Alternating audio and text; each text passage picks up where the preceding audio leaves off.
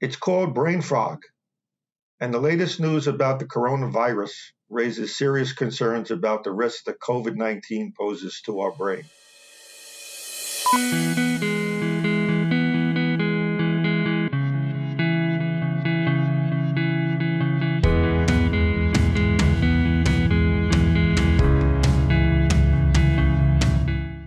Individuals who believe that they have fully recovered from the physical effects of COVID-19 are finding that they are exhibiting neurological symptoms.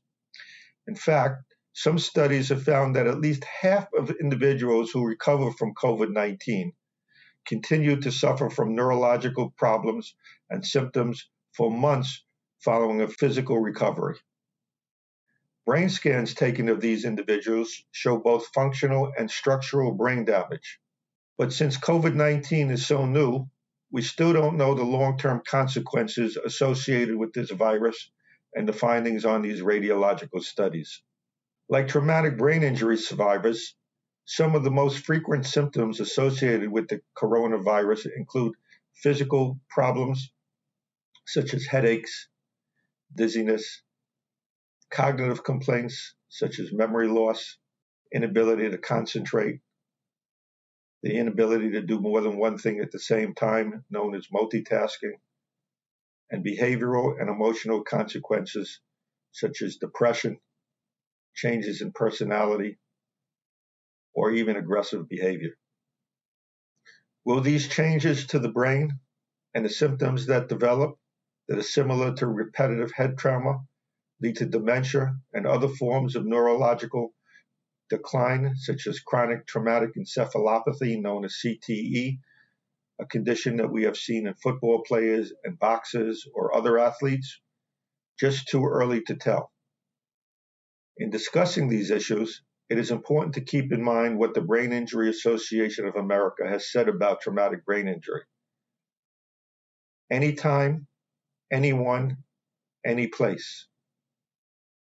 COVID-19 brain fog, like traumatic brain injury, affects both the young and the old.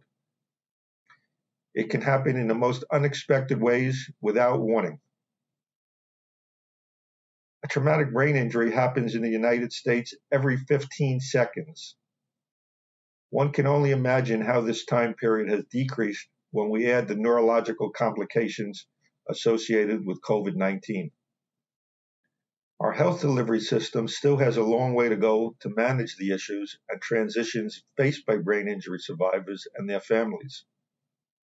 Available rehabilitation facilities, health insurance reimbursement, travel, employment, housing, home care, and education issues are just some of the issues faced by brain injury survivors and which are going to be faced by those facing the neurological consequences of COVID-19. In addition, addiction, homelessness, domestic violence are other issues that have to be considered. How we're going to address these concerns with the increased numbers of brain injury survivors is a true public health emergency, something that our federal government must devote additional resources to, additional funding to, and additional rehabilitation in order to deal with this mounting problem. We need to support the Brain Injury Association of America, the voice of brain injury, in these troubled times. But remember, the best cure for a brain injury remains prevention when it comes to both athletic events, day-to-day activities, and even COVID-19. So let's remember these days to take proper precautions and wear a mask. Thank you very much. I look forward to speaking to you again next week on another edition of the Brain Injury Insider.